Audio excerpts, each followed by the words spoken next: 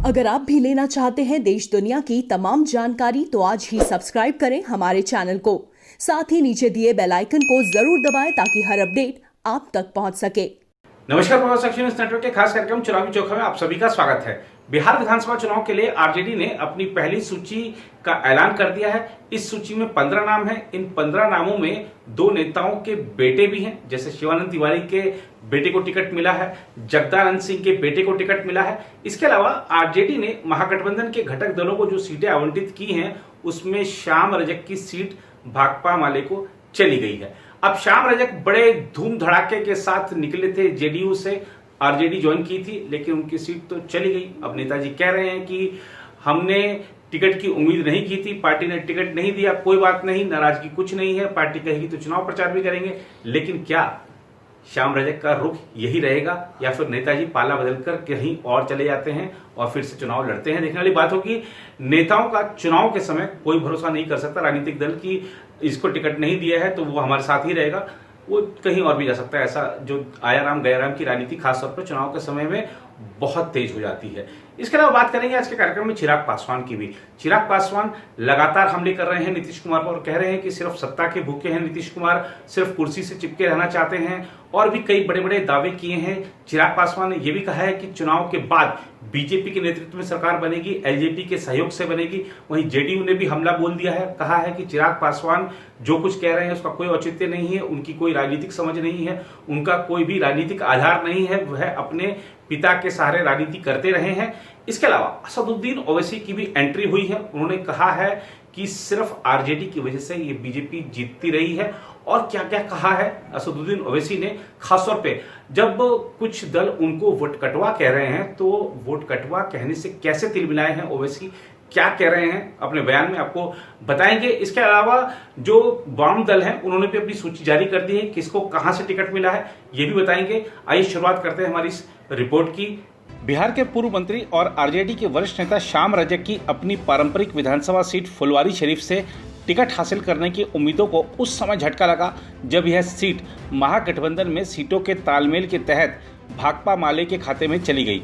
श्याम रजक करीब 2 महीने पहले ही जनता दल यूनाइटेड छोड़कर आरजेडी में शामिल हुए थे और उन्हें उम्मीद थी कि पार्टी उन्हें फुलवारी शरीफ सीट से टिकट देगी। हालांकि उन्होंने कहा कि पार्टी द्वारा टिकट नहीं दिए जाने से ना तो वह परेशान हैं और ना ही नाराज हैं। उन्होंने कहा कि अगर पार्टी नेतृत्व चाहेगा तो वह पार्टी के लिए चुनाव प्रचार जरूर करेंगे। श्याम रजक ने कहा, मैं ना तो टिकट पाने की इच्छा से आरजेडी में शामिल हुआ था और ना ही किसी से टिकट मांगी थी और ना ही शामिल होने के समय में कोई आश्वासन दिया गया था। भाकपा माले ने फुलवारी शरीफ सहित 19 विधानसभा सीटों के लिए अपने उम्मीदवारों के नाम की घोषणा कर दी। भाकपा माले को राजद नीति विपक्षी महागठबंधन में 19 सीटें दी गई हैं। पार्टी ने गोपाल रविदास को फुलवारी शरीफ से टिकट दिया है। माकपा को 6 और भाकपा को 4 सीटें मिली हैं। आरजेडी नेता तेजस्वी यादव ने 3 अक्टूबर को गठबंधन के घटक दलों को मिली सीटों की घोषणा की थी। गौरतलब है कि श्याम रजक को राज्य मंत्रिमंडल से बर्खास्त कर दिया गया था और 16 अगस्त 2020 को जेडीयू से 6 वर्ष के लिए निष्कासित कर दिया गया था। समझा जाता है कि श्याम रजक को आशंका थी कि जदयू उन्हें फुलवारी शरीफ सीट से टिकट नहीं देगी, जिस क्षेत्र में उन्होंने वर्षों से मेहनत की थी। सूत्रों का कहना है कि श्याम रजक इस बात से परेशान थे कि इस सीट पर पार्टी दूसरे नेताओं को तवज्जो दे रही थी। जदयू से निष्कासित किए जाने के कुछ ही दिनों बाद श्याम रजक आरजेडी में शामिल हो गए थे ताकि उन्हें फुलवारी शरीफ सीट से टिकट मिल सके, लेकिन महागठबंधन में सीटों के तालमेल के तहत यह सीट भाकपा माले के खाते में चली गई। इस बारे में पूछे जाने पर श्याम रजक ने कहा कि उन्हें इस बात पर आश्चर्य नहीं है कि उन्हें टिकट नहीं मिला। उन्होंने कहा, मैं पिछले 40 वर्षों से सक्रिय राजनीति में हूँ, ऐसी बातों से मुझे आश्चर्य नहीं होता और जीवन में मैंने कई उतार चढ़ाव देखे हैं। आगे की रणनीति के बारे में पूछे जाने पर उन्होंने कहा कि वह घर पर आराम करेंगे क्योंकि दिल्ली में उपचार कराने के बाद 1 अक्टूबर को ही पटना लौटे हैं। उधर लोक जनशक्ति पार्टी के अध्यक्ष चिराग पासवान ने लोगों से अपील की है कि वे नीतीश कुमार के जेडीयू के पक्ष में मतदान नहीं करें। इसके साथ ही उन्होंने दावा किया कि प्रदेश में विधानसभा चुनाव के बाद अगली सरकार उनकी पार्टी और भाजपा के गठबंधन की बनेगी। उल्लेखनीय है कि नीतीश कुमार पर निशाना साधते हुए एलजेपी एक दिन पहले ही बिहार में एनडीए से अलग हो गई थी। चिराग पासवान ने एक खुले पत्र में बिहार के मतदाताओं से कहा कि जनता दल यूनाइटेड को मत देने से कल उनके बच्चे बाहर जाने के लिए मजबूर होंगे। उन्होंने 28 अक्टूबर से शुरू होने वाले 3 चरण के चुनाव में अपनी पार्टी के उम्मीदवारों के लिए लोगों से समर्थन मांगा। एलजेपी ने रविवार को वैचारिक मतभेद का हवाला देते हुए जेडीयू के खिलाफ अपने उम्मीदवार खड़ा करने का फैसला किया था। भाजपा एनडीए की प्रमुख घटक है और उसने पहले ही नीतीश कुमार को राज्य में गठबंधन का नेता घोषित कर दिया है। चिराग पासवान ने कहा, यह बिहार के इतिहास में सबसे निर्णायक क्षण है। यह राज्य के 12 करोड़ लोगों के जीवन और मृत्यु का प्रश्न है और हमारे पास खोने का समय नहीं है। एलजेपी के लिए आगे की राह आसान नहीं है, लेकिन हम लड़ेंगे और जीतेंगे भी। उन्होंने कहा कि सभी एलजेपी विधायक प्रधानमंत्री नरेंद्र मोदी के नेतृत्व में काम करेंगे। चिराग पासवान ने अपने बीमार पिता केंद्रीय मंत्री रामविलास पासवान का भी जिक्र किया, जिनकी दिल्ली के एक निजी अस्पताल में हृदय का ऑपरेशन हुआ है। उन्होंने अपने बिहार पहले बिहारी पहले दृष्टिकोण का भी उल्लेख किया और कहा कि उनके पिता को इस बात पर गर्व होगा कि उनका बेटा इस मुद्दे पर कायम है जिसे उन्होंने उठाया था। आज भी हकीकत है, आप बिहार के आप गांव में अगर आप जाएं और वहाँ के आप हालात को देखें, पलायन की समस्या को अगर आप देखें, आज भी आप देखें देश भर में हर प्रदेश में बिहार के लोग जाते हैं, बिहारी जाते हैं शिक्षा के लिए हो, रोज़गार के लिए हो, स्वास्थ्य के लिए हो।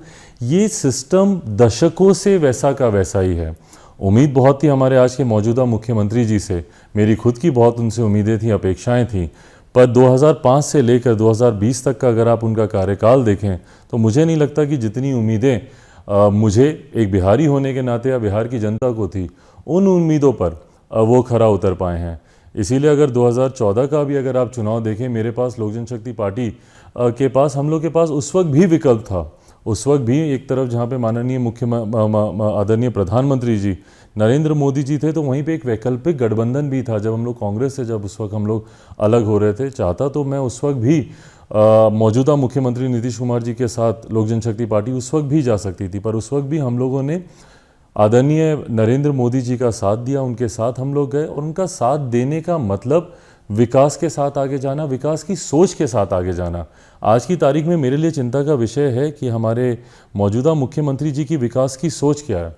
वो बात करते हैं प्रदेश में विकास को लेकर नली गली बनाने की, वो बात करते हैं हर घर में जल पहुंचाने की, जबकि समस्याएं उससे भी अभी बहुत ज़्यादा हैं। पर अगर आप मूलभूत ज़रूरतों का भी अगर आप जिक्र करते हैं तो गाँव में धरातल पर वो उतरती हुई नहीं दिखती। इस बीच हैदराबाद के सांसद असदुद्दीन ओवैसी ने बिहार चुनाव में उतरकर भाजपा को फायदा पहुंचाने के आरोपों को खारिज करते हुए कहा है कि बिहार में लालू प्रसाद की राष्ट्रीय जनता दल के कारण भाजपा गठबंधन जीतती रही है। उन्होंने पूर्व केंद्रीय मंत्री देवेंद्र प्रसाद यादव की पार्टी के साथ एक अलग मोर्चा गठित किया है। ओवैसी ने दावा किया कि आंकड़े इस बात को साबित करते हैं कि MIM के चुनाव लड़ने से भाजपा को फायदा नहीं होता।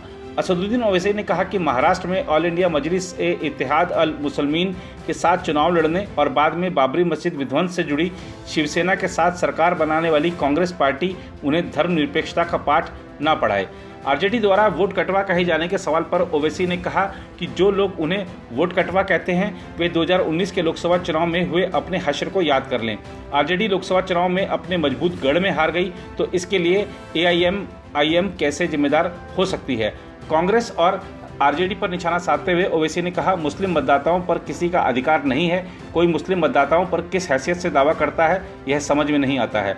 लोकसभा चुनाव में बुरी तरह से हार गए तब इसके लिए हम कैसे जिम्मेदार हैं। गौरतलब है कि पिछले वर्ष लोकसभा चुनाव में आरजेडी, कांग्रेस और कुछ छोटे क्षेत्रीय दलों के गठबंधन को बिहार में एनडीए के हाथों बुरी पराजय का सामना करना पड़ा था। कांग्रेस सिर्फ किशनगंज सीट जीतने में सफल रही थी, जबकि आरजेडी का खाता भी नहीं खुला था। हाल ही में जीतन राम मांझी की हम पार्टी और मुकेश सहनी की विकासशील इंसान पार्टी और उपेंद्र कुशवाहा की RLSP विपक्षी महागठबंधन से अलग हो गई। ओवैसी ने कहा, हम लोकतंत्र को मजबूत करने के लिए चुनाव लड़ते हैं। बिहार विधानसभा चुनाव के लिए ओवैसी की पार्टी और पूर्व केंद्रीय मंत्री देवेंद्र प्रसाद यादव की समाजवादी जनता दल डेमोक्रेटिक के बीच गठबंधन हुआ है। कई पार्टियां हमारे संपर्क में हैं, उनसे बातचीत हो रही है। हम उन सभी पार्टियों का स्वागत करते हैं जो सांप्रदायिकता के खिलाफ लड़ना चाहते हैं।